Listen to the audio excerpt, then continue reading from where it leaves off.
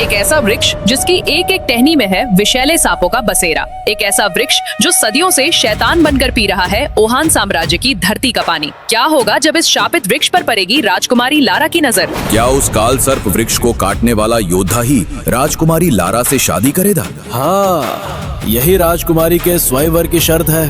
फिर तो राजकुमारी लारा जिंदगी भर कुमारी ही रह जाएंगी। क्यों? आखिर ऐसा क्या है उस काल सर्प वृक्ष में? अरे वो तो बस देखने में एक साधारण सा पेड़ है, लेकिन असल में उसकी एक एक टहनी में एक सांप लिपटा हुआ है, और वो भी विष से भरा हुआ। और तो और एक टहनी को काटने पर 1000 टहनियां मतलब 1000 सांप दोबारा प्रकट हो जाते हैं। क्या?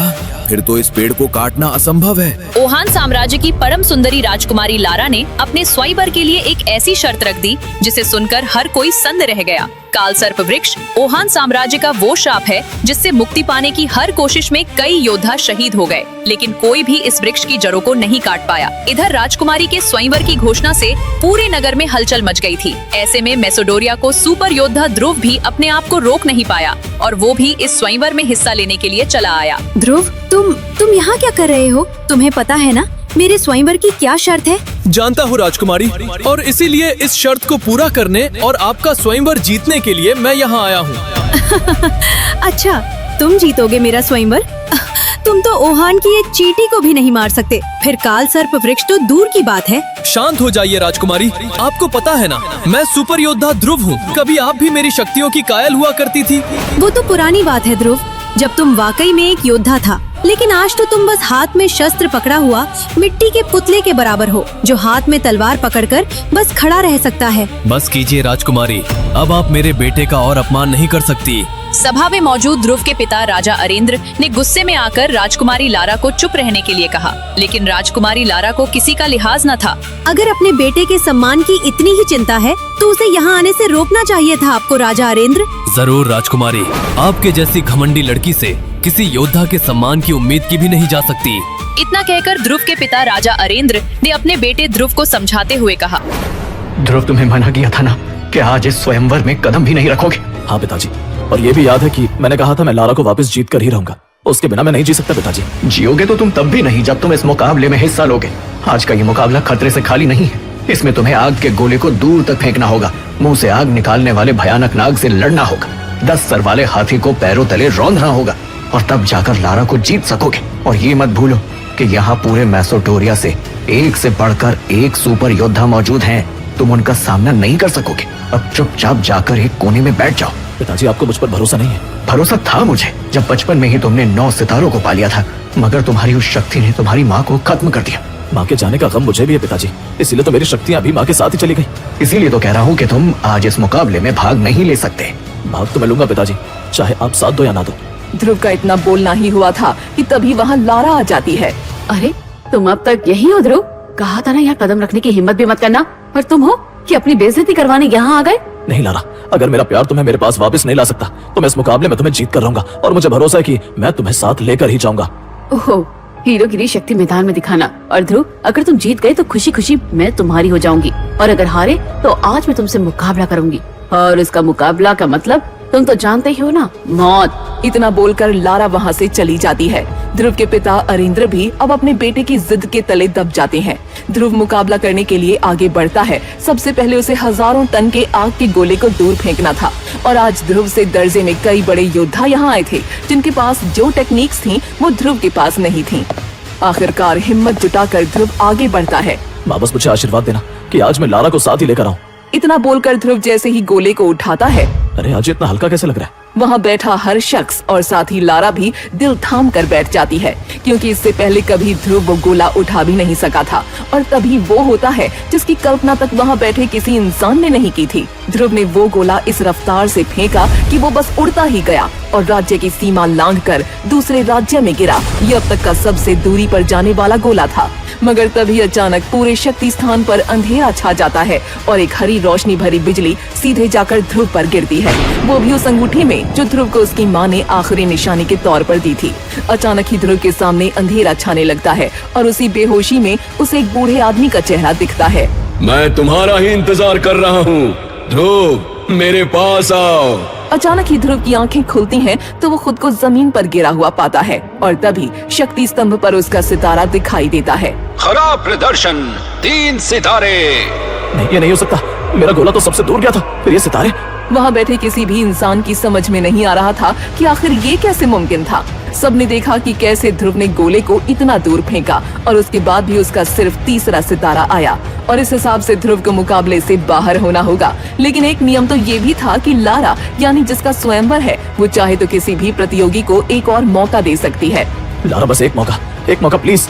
अब बारी थी लारा के फैसले की और तभी लारा अपना फैसला सुनाती है।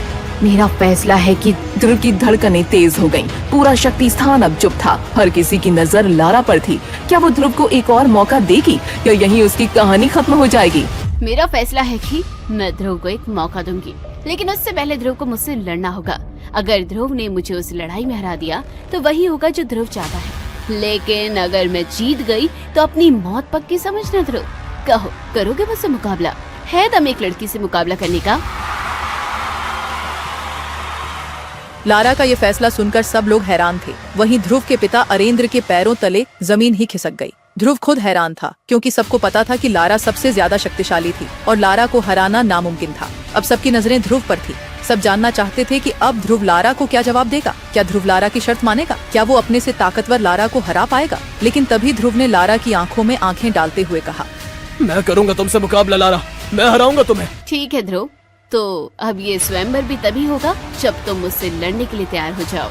इतना कहते ही लारा ने एक आखिरी बार ध्रुव को देखा और वहाँ से चली गई। वहीं ध्रुव भी मैदान से निकलकर सीधा एक कब्रिस्तान की ओर बढ़ गया। ध्रुव की आंखों में बदले की आग जल रही थी, लेकिन सवाल तो ये था कि कब्रिस्तान ही क्यों? ऐसा क्या था उस कब्रिस्तान में? क्या ध्रुव लारा पर कोई काला जादू करने वाला था या फिर वो कुछ ऐसा करने वाला था जिसके बारे में कोई सोच भी नहीं सकता?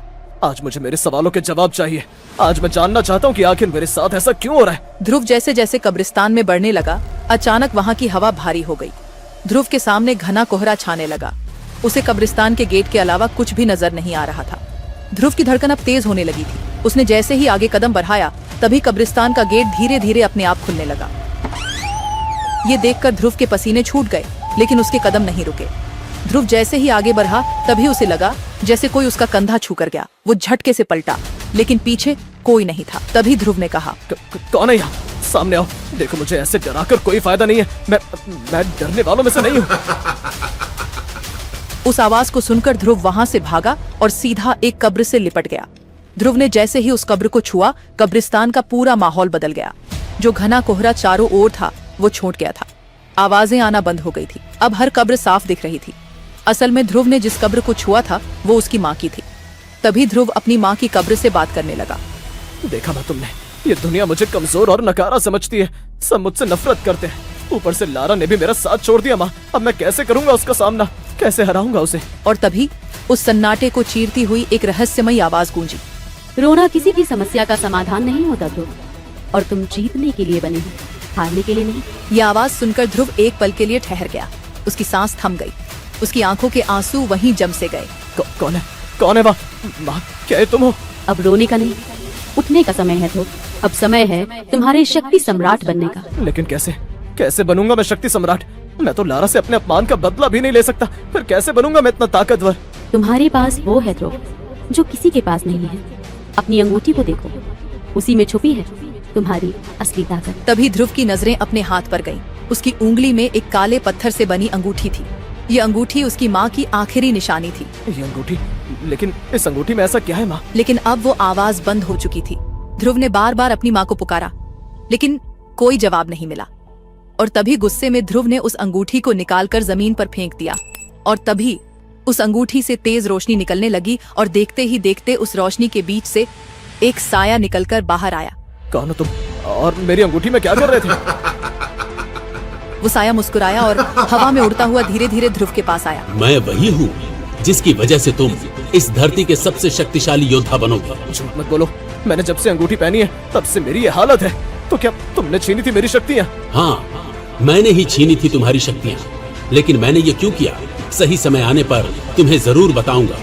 फिलहाल इतना जान लो, अब अगर तुम्हें अपनी शक्ति वापस चाहिए तो तुम्हें मुझे अपनाना होगा। कभी नहीं, मैं अब दोबारा ये गलती नहीं दोहराऊंगा। मैं उस अंगूठी को कभी नहीं पहनूंगा। क्या तुम नहीं चाहते कि लोग तुम्हारी फिर से इज्जत करें?